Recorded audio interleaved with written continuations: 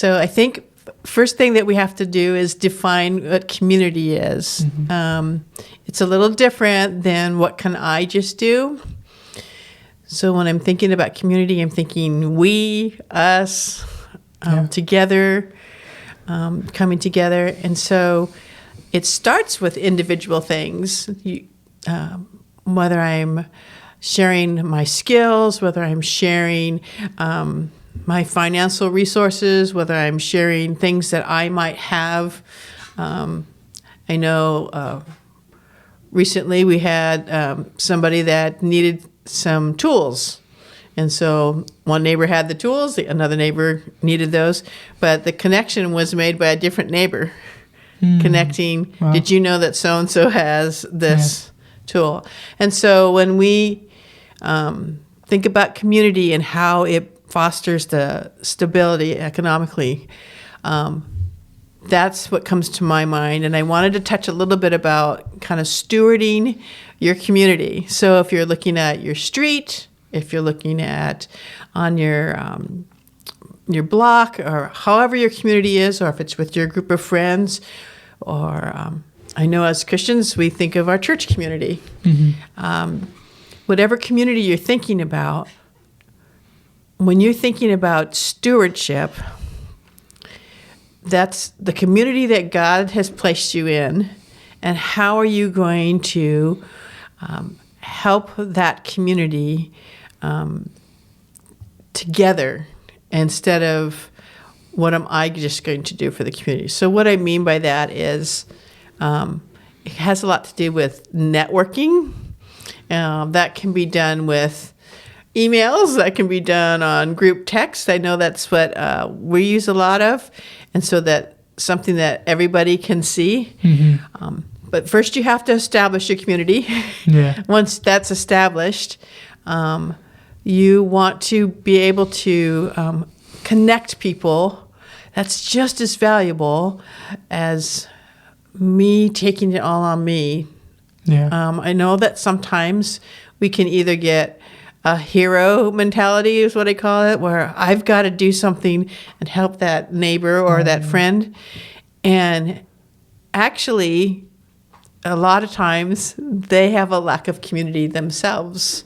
And so if we are working towards how do I bring that person into community and relate the need amongst the group in the community. So some examples. When you go to the store and maybe you find a good bargain and you buy more than you need, that is a way that you can disperse and help somebody economically by providing that. I've had that done for me in the past. I used to have someone a long time ago that she would go to Costco, and I guess there was a 2-for-1 or something, I don't know, but she always brought the extra and dropped it at my doorstep. I always had an extra gallon of milk from her and I think some orange juice. She knew I was on a tight budget, and so that was the community, and she lived in my neighborhood. I think right now, like the price of eggs, that's been the big deal.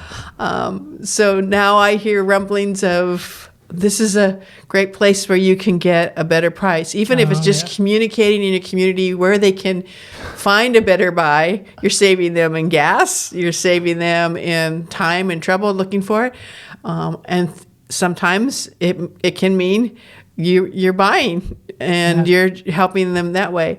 Another thing is referrals in community. I know when things are expensive and are on a tight budget, the last thing you want to do is take your hard-earned money and place it with someone that you don't know them and you can't trust them. So referrals go a long ways. We recently had to get a card from another state brought to us, and we'd never done that before. But in our community, we knew somebody who had, and he had a recommendation for that, and that saved us worry and concern.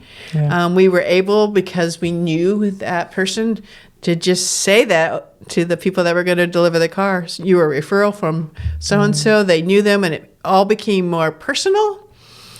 I know in helping people, whether it's in I think a lot of my own neighborhood, but whether it's on the phone, whether it's another friend, when you can recommend a community, or if you can recommend the help that someone's looking for, and tell them, so-and-so is going to call you, or so-and-so, and this is my friend. That's another connection. I know I feel a lot better when somebody has been referred to me. There's just an immediate trust. Like, oh, I know they would never make that connection if it wasn't a good one. So I can relax, and I can maybe be a little more transparent even than I normally would. And that's another way to help save some funds. Carpooling. There's another one. Going together places instead of all. But I think, too, that some of the ways that we can help provide economic stability with someone is sometimes when you are trying to make ends meet, you run into, what do you do with your time? And so part of getting together with your community and working on these things, that fulfills that time as well. So I would say, think a little bit differently as far as when you're thinking community, not just what can I bring to my community? That's the first step, but think further than that. How can I connect other people in my community so that we're doing a we and a us, and we're sharing. It's mutual. Thank you so much, Robin. Thank you for watching. If you enjoyed the content of this video, please like, subscribe, and share with a friend. Don't forget to leave your thoughts in the comments section below. And to learn more, we have Robin's blog post you can read, and go to our blog. You can subscribe, get our blog posts weekly, all in the description below. So thank you so much. Have a great week.